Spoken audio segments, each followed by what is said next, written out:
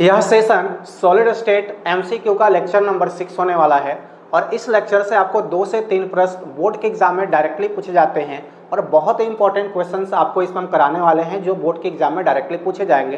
तो आइए चलते हैं, आज की सेशन को स्टार्ट करते हैं। क्वेश्चन नंबर 56 से हम लोग इसमें करेंगे। क्वेश्चन नंबर 56 कहता है कि Frenkel and Schottky effect are. देखो भाई, पूछ रहा है आपसे कि फ्रैंकल और शॉर्टकट इफेक्ट जो है वो होता है, क्या होता है, फ्रैंकल तथा शॉर्टकट दोष क्या होता है भैया, ये आपसे पूछ रहा है। ठीक है, तो देखो मेरे भाई, पहला ऑप्शन दिया हुआ है इसमें न्यूक्लियस, है ना, न्यूक्लियस डिफेक्ट, और दूसरा ऑप्शन दिया हुआ है एटॉमिक डिफेक्ट्स, और तीसरा ऑप्शन दिया हुआ है मेरे भाई क्रिस्टल डिफेक्ट्स, और जो फोर्थ नंबर है वो है आपका मॉलिक्यूलर डिफेक्ट्स है। ठीक है, तो इसका राइट आंसर देखो, जो फ्रैंकल और शॉर्टकट डिफेक्ट होता है वो किसी क्रिस्टल में पाया जाता है, किसी क्रिस्टल सॉलिड में ये उत्पन्न होता है, तो इसलिए इसको क्या कहोगे आप, क्रिस्टल डिफेक्ट कहेंगे। क्या कहोगे इसको, क्रिस्टल डिफेक्ट कहते हैं। तो 56 नंबर जो क्वेश्चन था उसका राइट आंसर क्या हो जाएगा, सी नंबर। ठीक है, अब हम लोग चलते हैं 57 नंबर क्वेश्चन के साथ। 57 नंबर क्वेश्चन के पास देखो, 57 नंबर क्वेश्चन क्या कहता है, ग्लास इज अ, मतलब कांच होता है। अब ऑप्शन देखो क्या दिया हुआ है, microcrystalline solid, super cold liquid, gel और पॉलीमरिक मिक्सचर। मतलब आपसे पूछ रहा है कि जो ग्लास है भाई, ठीक है ना, ग्लास है वो बताओ क्या है। तो देखो, ग्लास जो होता है वो सुपर कोल्ड लिक्विड होता है, ग्लास को हम लोग सुपर कोल्ड लिक्विड भी कहते हैं। ठीक है, तो इसका राइट आंसर क्या हो जाएगा, बी हो जाएगा। ठीक ना, तो चलो इसी तरह से हम लोग आगे बढ़ते हैं 58 नंबर क्वेश्चन के साथ। देखो भाई, 58 नंबर क्वेश्चन क्या कहता है समझना। देखो यहाँ पर कह रहा है क्वेश्चन में कि which type of crystal defect in indicated by the diagram given below, which type of crystal defect is indicated, यहाँ पर is होगा, is indicated by the diagram given below। यहाँ पर नीचे डायग्राम दिया हुआ है ना, नीचे दिए गए चित्र में किस प्रकार का क्रिस्टल दोष सूचित किया जाता है, तो आपको डायग्राम देख करके इसका आंसर बताना है। तो चलो इसका डायग्राम हम लोग समझते हैं। देखो, ये क्रिस्टल का डायग्राम पूरा दिया हुआ है जिसमें कटायन, उसके बाद अनायन, फिर कटायन, फिर अनायन, उसके बाद अनायन, कटायन, अनायन, कटायन, कटायन, अनायन, कटायन और अनायन दिया हुआ है। इस प्रकार से आपको क्रिस्टल दिया हुआ है। और इस डायग्राम में आप देख रहे हो कि यहाँ पर कटायन जो है वो यहाँ से रिमूव होकर के कहाँ चल गया है, इसमें जहाँ स्पेस खाली है। अब देखो, जो ये पॉइंट होता है जहाँ पर आपका आयंस प्रेजेंट होते हैं उसको कहा जाता है इंटरस्टिशियल, इसको कहा जाता है, देखो इसको लैटिस पॉइंट कहते हैं, सॉरी इसको लैटिस पॉइंट कहा जाता है। और जहां पर जा रहा है जो स्पेस देख रहे हो, खाली जो स्पेस होता है सब में देखो, ये लैटिस साइट या लैटिस पॉइंट कहलाता है जहां क्रिस्टल होता है। और ये जो खाली स्थान दिख रहे हो इसको कहा जाता है क्रिस्टल लैटिस, सॉरी इसको कहा जाता है इंटरस्टिशियल साइट, इसको कहते हैं इंटरस्टिशियल साइट कहते हैं, है ना, थोड़ा सा गड़बड़ हो जा रहा है भाई खुलने में। इसको क्या कहते हैं, इंटरस्टिशियल साइट कहते हैं। तो बताओ, अब दो टाइप का डिफेक्ट होता है, एक होता है फ्रैंकल डिफेक्ट और एक होता है शॉर्टकट डिफेक्ट। एक होता है फ्रैंकल और एक होता है शॉर्टकट डिफेक्ट, ये आप लोग को हम पढ़ा है, फ्रैंकल डिफेक्ट और शॉर्टकट डिफेक्ट। तो शॉर्टकट डिफेक्ट में क्या होता है, यूजुअली जो आपका कटायन होता है सर, जो कटायन होता है वो यहाँ से निकल करके, मतलब अपना इंटरस्टिशियल साइट में चला जाता है कटायन अपनी, है ना, लैटिस पॉइंट को छोड़ करके। अपना लैटिस पॉइंट छोड़ेगा और कहाँ चल जाएगा सर, अपना लैटिस पॉइंट छोड़ करके कहाँ चल जाएगा ये, तो ये चल जाता है आपका इंटरस्टिशियल साइट में। यहाँ वही तो दिखाया जा रहा है, इंटरस्टिशियल साइट में जा रहा है कटायन, तो इसका मतलब है कि ये शॉर्टकट डिफेक्ट को शो करता है। तो इस डायग्राम से हमें पता चलता है कि सर क्या हो जाएगा, शॉर्टकट डिफेक्ट को शो करता है। तो इस क्वेश्चन का राइट आंसर क्या हो जाएगा, ए हो जाएगा, शॉर्टकट डिफेक्ट। ठीक है, चलो नेक्स्ट क्वेश्चन की तरफ चलते हैं। क्वेश्चन नंबर है 59 सर, क्वेश्चन नंबर है 59 है। ठीक है, 59 है। और अगर आप वीडियो को पसंद आ रहा है आपको, ठीक है ना, ठीक लग रहा है कि नहीं सर अच्छा है, इसी तरह से सीरीज को कंटिन्यू कीजिए, तो एक काम करना भाई, कमेंट बॉक्स में आप जा करके वहाँ पर कमेंट करना कि सर इसी तरह से सॉलिड स्टेट का कम से कम 100+ MCQ करा दीजिए। ठीक है, वहाँ पर आप लिखो कि इस सीरीज को कंटिन्यू कीजिए। ठीक है, और साथ साथ वीडियो को लाइक आप लोग नहीं करते हो, देखते तो हो, व्यूज़ जाता है लेकिन आप लोग लाइक नहीं करते हो, तो कम से कम लाइक कर दिया करो। ठीक है, और अगर आप वीडियो आपको पसंद आ रहा है ना, लग रहा है कि नहीं कुछ काम की चीज़ें हैं, तो भैया चैनल को सब्सक्राइब भी कर लो, ताकि, है ना, हमारी हौसला भी बढ़ते रहे। ठीक है, अब इस तरह से देखो हम लोग 59 नंबर क्वेश्चन की तरफ बढ़ते हैं। ठीक है, 59 नंबर क्वेश्चन कहता है the crystal with metal deficiency defect is, धातु न्यूनता दोष वाला क्रिस्टल कौन सा है। यहाँ पर आपको दिया हुआ बहुत सारा, देखो NaCl, FeO, KCl और ZnO। अब देखो जब भी ऐसा क्वेश्चन देगा आपको, ठीक है ना, तो आपको एक तरीका बताते हैं जिससे आप ये पता कर सकते हो कि कौन सा आपका जो क्रिस्टल होगा, कौन सा सॉलिड होगा जिसमें जो होगा मिनिमम आपका क्या होगा सर, डिफिशियंसी प्रोड्यूस होगा, मतलब कम से कम, है ना, धातु न्यूनता दोष वाला क्रिस्टल, मतलब किसमें कम से कम आपका जो है आपका डिफिशियंसी प्रोड्यूस होगा। तो इसके लिए आप ध्यान रखना, अब जाना ऑक्सीडेशन स्टेट पर सर, ऑक्सीडेशन स्टेट पर। जैसे यहाँ पर देखोगे NaCl में, ठीक है, यहाँ आप देखोगे NaCl में, तो NaCl को तोड़ोगे तो Na प्लस और Cl माइनस में टूटेगा। ठीक इस प्रकार से आप देखोगे KCl में, तो ये टूटेगा K प्लस और Cl माइनस में। और यहाँ देखोगे Zn और O में, तो यहाँ ZnO हो गया, तो Zn2 प्लस और O2 माइनस में। अब यहाँ देखो इसकी ऑक्सीडेशन नंबर कितना है 1, इसका ऑक्सीडेशन नंबर कितना है 1 और इसका ऑक्सीडेशन नंबर कितना है 2। लेकिन एक बार ध्यान रखना, जो आयरन ऑक्साइड है ना, FeO, हालांकि इसमें यहाँ पर Fe2 प्लस और O2 माइनस होगा, लेकिन आयरन का ऑक्सीडेशन स्टेट कई बार Fe3 प्लस भी हो जाता है, मतलब वेरिएबल होता है, ठीक है ना, क्या होता है, वेरिएबल होता है। तो ऐसे थोड़ा याद रखना कि जिसकी ऑक्सीडेशन स्टेट वेरिएबल होता है, जैसे कॉपर का Cu+1 होता है, Cu+2 होता है, ठीक है, तो यहाँ पर ऑक्सीडेशन स्टेट क्या होता है, इसकी वेरिएबल होता है। तो आप ऐसे याद रखना है, तरीका बताते हैं याद रखने का कि FeO में, मतलब यहाँ पर ऑक्सीडेशन स्टेट वेरिएबल है, तो इसका याद रखना कि इसमें जो डिफिशियंसी प्रोड्यूस होगा वो क्या होता है, मिनिमम होता है, कम से कम होता है, ठीक है। FeO में इन तीनों से सबसे कम किस में होगा डिफिशियंसी, जो आपका डिफेक्ट जो आपका होगा, है ना, जो डिफेक्ट आपको प्रोड्यूस होगा वो सबसे कम किस में होगा, FeO में। तो इसका राइट आंसर क्या हो जाएगा मेरे भाई, FeO हो जाएगा। तो इसका राइट आंसर बी नंबर होगा 59 नंबर का, ठीक है। चलो अब हम लोग करते हैं क्वेश्चन नंबर 16 की तरफ।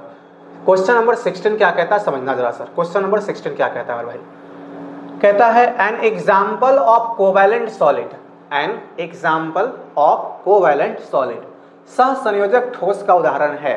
आपसे पूछ रहा है कोवैलेंट सॉलिड का एग्जाम्पल, ठीक है। तो कोवैलेंट सॉलिड का एग्जाम्पल आपसे पूछ रहा है जिसमें क्या है sir, magnesium oxide, sodium chloride, silicon carbide और कैल्शियम फ्लोराइड। तो देखो यहाँ पर अगर एक मेटल है और एक नॉन मेटल है तो वहाँ कभी भी आपका कोवैलेंट बॉन्ड नहीं बनता है, और जिसमें कोवैलेंट बॉन्ड नहीं बनेगा उसको हम कोवैलेंट सॉलिड भी नहीं कहते, उसको कहते हैं आयोनिक सॉलिड। तो इसमें देखो जहाँ मेटल और नॉन मेटल ये आयोनिक हो जाएगा, metal non metal ionic, metal non metal ionic. तो सर बचा ये सिलिकॉन कार्बाइड, SiC, ये सब हमारा क्या है, दोनों में नॉन मेटल ही है। तो ये आपका क्या हो जाएगा, ये आपका सर हो जाएगा आपका कोवैलेंट कंपाउंड। तो इसमें कोवैलेंट कंपाउंड होता है। अब किस किस में कोवैलेंट कंपाउंड बनता है उसको ध्यान रखना, जैसे क्वार्ट्ज है आपका, ठीक है, डायमंड है सर, ग्रेफाइट है सर, सिलिकॉन कार्बाइड है, एल्यूमिनियम नाइट्राइड है, ये सब में कोवैलेंट कंपाउंड बनता है। इस बात को ध्यान रखना, ये सारे जो कंपाउंड दिया हुआ है ये सभी कोवैलेंट कंपाउंड होता है, ठीक है।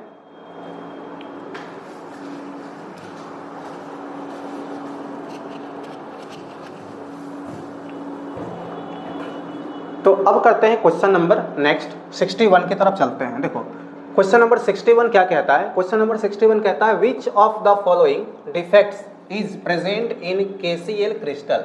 देखो ये जब भी एक मेटल और एक नॉन मेटल है तो ये क्या है, आयोनिक सॉलिड है। क्या है सर, आयोनिक सॉलिड है, ठीक है। यहाँ पर हम बात करें किसकी, आयोनिक सॉलिड है। तो आपको बताना है कि विच of the following defects is present in KCl crystal. देखो KCl क्रिस्टल जो है, KCl हो गया, है ना, KCl हो गया, NaCl हो गया, NaCl हो गया, इस टाइप का जब क्रिस्टल की बात करते हैं ना भाई, इस टाइप के हम क्रिस्टल की बात करते हैं तो इसमें पूछ रहा है कि कौन सा डिफेक्ट इसमें प्रोड्यूस होता है, ठीक है। KCl हो गया आपका, NaCl हो गया, तो इन सब में जो आपका है वो आपको शॉर्ट के डिफेक्ट प्रोड्यूस होता है सर। क्या इसमें क्या होता है, इसमें शॉर्ट के डिफेक्ट पाया जाता है, इन सभी में आपका शॉर्ट के डिफेक्ट पाया जाता है, ठीक है। इस सब में शॉर्ट के डिफेक्ट होता है। तो ऑप्शन इसका सही राइट आंसर जो हो जाएगा वो बी हो जाएगा, ठीक है। तो चलो अब देखते हैं क्वेश्चन नंबर 61। क्वेश्चन नंबर 61 क्या कहता है, which of the following defects is present in KCl crystal. KCl crystal में निम्न में से कौन सा दोष उपस्थित है। तो देखो ये पूछ रहा है आपसे कि KCl में कौन सा दोष पाया जाता है। देखो KCl NaCl पूछेगा आपसे, ठीक है। तो KCl NaCl में पाया जाता है शॉर्ट के डिफेक्ट। कौन सा डिफेक्ट, शॉर्ट के डिफेक्ट पाया जाता है, ठीक है। तो ये क्वेश्चन नंबर 61 का ऑप्शन है बी। चलो अब क्वेश्चन नंबर 62 की तरफ चलते हैं। क्वेश्चन नंबर 62 क्या कहता है, क्वेश्चन नंबर 62 कहता है in a face centred cubic lattice atoms occupy the corner position and B occupy the face centered position. If one atom of B is missing from one of the face centered point, the formula of compound H. Question समझना क्या कहता है। फलक केंद्रित घनीय जालक में परमाणु A कोने की जगह और परमाणु B फलक केंद्रित स्थान घेरते हैं। यदि B का एक परमाणु फलक केंद्रित बिंदु से गायब हो जाता है तो यौगिक का सूत्र होगा। तो देखो इसको कैसे करेंगे, यहाँ पर आपको दो एटम दिया हुआ है सर A और B। देखो A और B दिया हुआ है, हम लोग बात करते हैं सर एटम A और B दिया हुआ है। तो सबसे पहले इसका हम लोग रेशियो निकालेंगे, ठीक है। कंपाउंड का फॉर्मूला निकालना है तो क्या निकालेंगे, रेशियो। अब जो एटम्स दिए हुए हैं उनके पोजीशन लिखते हैं सर, क्या लिखते हैं, पोजीशन। तो देखो पोजीशन कैसे लिखोगे, कहता है in a face centred cubic lattice atom A occupy the corner position. A कहाँ पर है, कॉर्नर पर है। आपको पता होगा किसी क्रिस्टल में कॉर्नर पर टोटल कितने एटम्स प्रेजेंट होते हैं, 8 कॉर्नर्स होता है तो 8 एटम प्रेजेंट होता है, ठीक है, 8 को होता है। अब कहता है कि पोजीशन कॉर्नर पर हो गया बी का, B occupy the face centred position, मतलब फेस सेंटर्ड पर। तो देखो भाई फेस पर जो होता है टोटल, फेस पे जब कहेंगे तो टोटल फेस 6 होता है, तो आपका टोटल एटम कितना हो जाएगा, 6। If one atom of B is missing, लेकिन 6 होता है लेकिन एक क्या है सर, मिसिंग, तो यहाँ पर क्या लिखोगे, 5 ही होता है, ठीक है, 5 होता है। अब कहता है कि ए और बी जो कंपाउंड है उसकी फार्मूला बताना है क्या होगा। देखो सबसे पहले तो हम लोग देखेंगे कितने एटम्स प्रेजेंट होते हैं कॉर्नर पर और फेस पर। उसके बाद हम लोग देखते हैं कि एक कॉर्नर का जो एटम होता है वो कितना, उसका कंट्रीब्यूशन कितना होता है एक लैटिस में, ठीक है ना, एक यूनिट सेल में। तो इसका कंट्रीब्यूशन होता है 1/8, सॉरी इसका जो कंट्रीब्यूशन होता है कहाँ पर दिया हो, कॉर्नर पर, ठीक है, कॉर्नर पर, ठीक है। तो इसका होता है कंट्रीब्यूशन 1/8, इसकी साझेदारी 1/8 होता है। और इसका जो होता है सर, देखो इसका जो फेस का होता है तो फेस की होता है 1/2, इसका कंट्रीब्यूशन होता है 1/2। अब करना क्या है आपको, ए और बी का जब रेशियो निकालोगे तो यहाँ पर आपको करना है 8 और जो कंट्रीब्यूशन है उससे मल्टीप्लाई कर दो, रेशियो 5 है यहाँ पर दिया हुआ, 5 एटम्स है और कंट्रीब्यूशन होता है फेस पर 1/2, तो 1/2 से मल्टीप्लाई करोगे। अब यहाँ देखो 8 से 8 कैंसिल हो जाएगा तो आएगा 1 और इसका रेशियो करोगे 5/2, ठीक है, इसका 5/2 हो जाएगा। अब ये तो कटेगा नहीं तो एलसीएम ले लेंगे, यहाँ देखो 2, इसमें भी 2 से मल्टीप्लाई करो, इसमें भी 2 से मल्टीप्लाई करो, 2 से 2 क्या हो जाएगा, कैंसिल, तो 2 और 5 आ जाएगा, 2 और 5।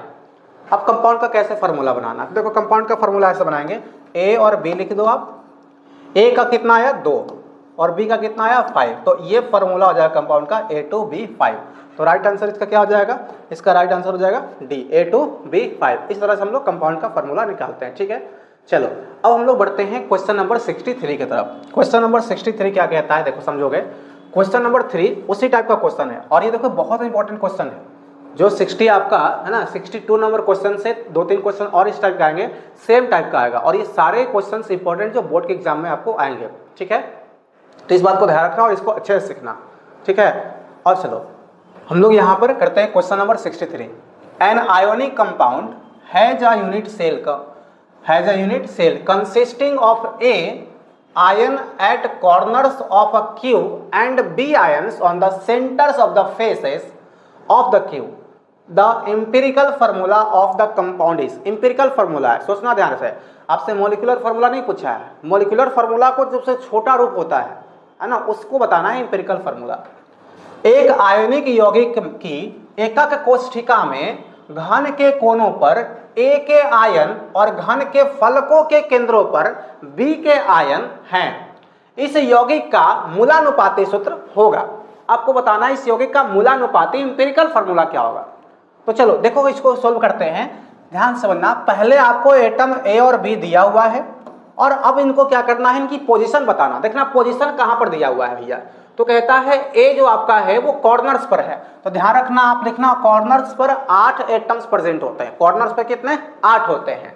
उसके बाद ध्यान रखना B ions on the centre of the faces. B कहाँ है, सेंटर पर, centre of the faces, face के सेंटर पर है मेरे भाई, ध्यान रखना। B ions on the centres of the faces, face के सेंटर पर है। तो फेस में कितने होते हैं, 6, फेस पर कितना होता है, 6 होता है। The empirical formula of the compound, तो आपसे पूछा है। अब इसमें यह ध्यान रखना है कि कंपाउंड का फॉर्मूला निकालना है तो कॉर्नर पर और जो फेस पर या कहीं भी हो उसका कंट्रीब्यूशन आपको देखना है। तो देखो जब हम बात करते हैं कॉर्नर पर तो एक एटम का कंट्रीब्यूशन होता है 1/8 और फेस की बात करेंगे तो कंट्रीब्यूशन होता है 1/2। अब यहाँ पर इसका रेशियो लिख देना, ये कैंसिल हो जाएगा 1, रेशियो कट जाएगा 3 आ जाएगा तो 3। अब यहाँ पर आपको कैसे कंपाउंड का फॉर्मूला लिखना है तो लिखना है A और B और A का 1 यहाँ पर रहेगा, B का 3 लिख दो यानी AB3। अब देखो ये तो स्मॉलेस्ट फॉर्म है ही सर, अगर ये कंपाउंड का मॉलिक्यूलर फार्मूला है तो इसको छोटा कर सकते हैं रेशियो में, लेकिन ये सबसे छोटा ही है, सिंपल फॉर्म में है, इससे छोटा और पॉसिबल नहीं है। तो यही इसका मॉलिक्यूलर फार्मूला कंपाउंड का और एम्पिरिकल फार्मूला भी होगा, यानी राइट आंसर हो जाएगा AB3। देखो यहाँ पर AB3। अच्छा इसमें A और C जो है सेम ऑप्शन है, ठीक है। तो एक काम करते हैं, यहाँ पर हम किसी एक को, जैसे मान लो इसको AB3 बना दिए, AB3, तो इसका राइट आंसर क्या हो जाएगा A हो जाएगा सर। इसका राइट आंसर क्या हो जाएगा A हो जाएगा, मतलब यहाँ पर है ना मिस्टेक हुआ है टाइपिंग में, तो AB3 हो जाएगा सर। इसका राइट आंसर क्या होगा AB3, ठीक है। समझ में आ रहा है बात। चलो अब 63 नंबर हो गया। अब ऐसा ही क्वेश्चंस और भी है, तो ये सारे जितने भी क्वेश्चंस हैं सभी क्या है इंपॉर्टेंट क्वेश्चन है, ठीक है ना, तो आप इसको अच्छे से कर लेना। चलो हम लोग बढ़ते हैं 64 नंबर क्वेश्चन की तरफ। देखो भैया फिर से सेम क्वेश्चन, उसी टाइप का पैटर्न सेम है सब में, ठीक है ना, ध्यान देना। अरे भाई ये क्या हो गया, तुम आओ आराम से भैया, ये क्या हो जा रहा है तुम, ठीक है। चलो ठीक है, अब क्वेश्चन नंबर 64 की तरफ चलते हैं। क्वेश्चन नंबर 64 कभी कभी दिक्कत हो जाता है, ठीक है ना, तो कोई बात नहीं, हम लोग करते हैं आगे। और ऐसे ही आप लोग पढ़ते रहो और लाइक शेयर करते रहना, सब्सक्राइब कर लेना चैनल को, ताकि है ना इसी तरह का वीडियो हम बनाते रहें। और कमेंट जरूर करना, क्योंकि आप जब कमेंट करोगे ना तो हमें मोटिवेशन मिलता है कि नहीं भाई पढ़ रहा है सब बच्चा, सब देख रहा है वीडियो, ठीक है, बनाना चाहिए। तो कम से कम लाइक शेयर सब्सक्राइब कर देना, कमेंट कर सब कर देना, सब ठीक है ना, सब कर देना। अब एक ही बार में सब कर देना, ठीक है। चलो चलो ठीक है, आगे बढ़ते हैं। Question number 64, a compound formed by element A and B crystallizes in a cubic structure which A atom are at the center of the cube and B atoms are at the face centers। भैया इस बार पूछा body के centre पर और फिर face के centre पर, तक कहता है कंपाउंड का फॉर्मूला बताओ। A और B तत्वों द्वारा निर्मित एक यौगिक घनीय संरचना में क्रिस्टलीकृत होता है, जिसमें A के परमाणु घन के केंद्र पर और B के परमाणु फलक के केंद्रों पर होते हैं। तो यौगिक का सूत्र क्या होगा भैया, सेम कॉन्सेप्ट, A और B, A और B। A कहां पर है सर, A है बॉडी के सेंटर में, सेंटर में एक वो एटम होता है सर, कंट्रीब्यूशन भी एक होता है तो एक से मल्टीप्लाई अनुपात।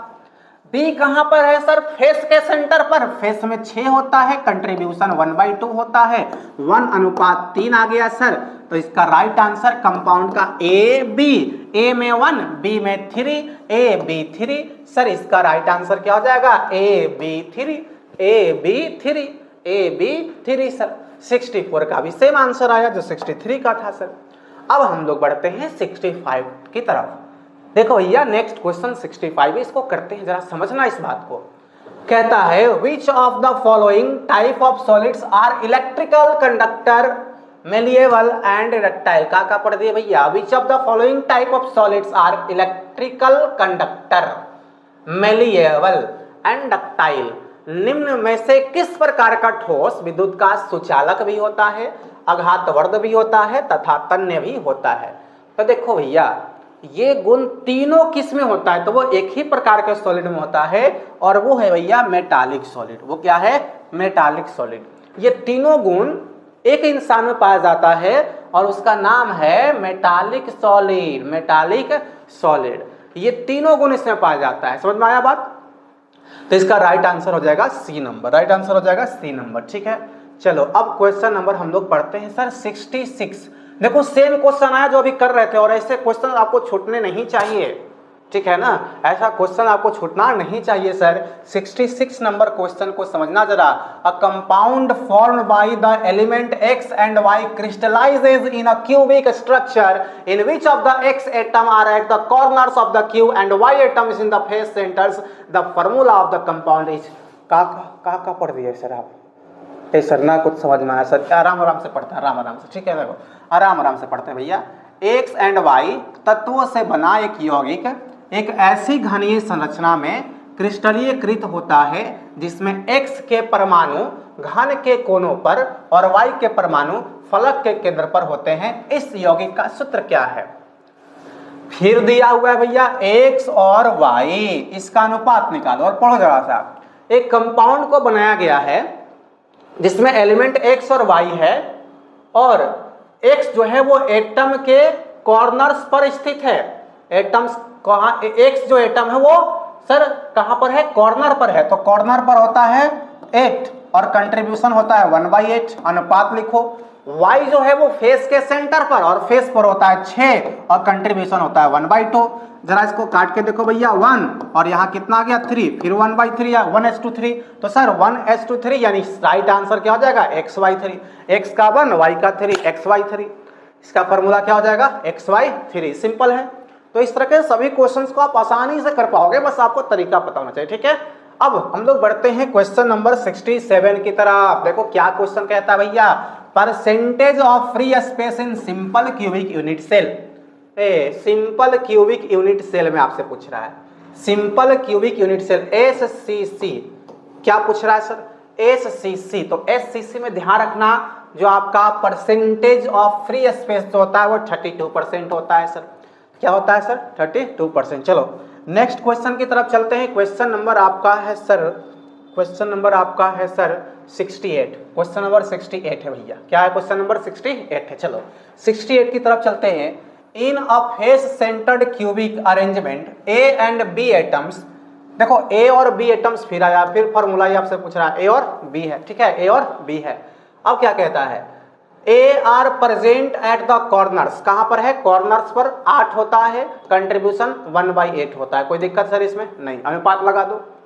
Of the unit cell and B are present at the face centre. Face centre पर सर होता है 6, कंट्रीब्यूशन होता है 1/2। If one atom of A is missing, A का एक मिसिंग है, सॉरी ए का एक मिसिंग है, ए का मिसिंग है तो 8 नहीं होगा, कितना होगा? 7 होगा sir. From its position at the corner what is the formula of compound. हो गया सर फॉर्मूला कंपाउंड खत्म। यहां लगा दो 3, यहां हो जाएगा 7/8 अनुपात 3। लेकिन ये तो गड़बड़ हो गया सर। सर यहां से 8 हटाना पड़ेगा तो 7/8 में 8 से मल्टीप्लाई कर दो अनुपात। इधर गड़बड़ हो गया सर, इधर भी 8 से मल्टीप्लाई कर दो। 8 से 8 कैंसिल हो जाएगा, 7/3 हो जाएगा सर। यानी आपका A हो गया 7, अच्छा 1 मिनट, 24 हो जाएगा 24 गलती हो गया, मिस्टेक हो गया, ठीक है। तो 24 B का कितना हो जाएगा? 24। बोलो इसका राइट आंसर क्या हो जाएगा? ऑप्शन नंबर A7 B 24 इस कंपाउंड का फॉर्मूला हो जाएगा, ठीक है।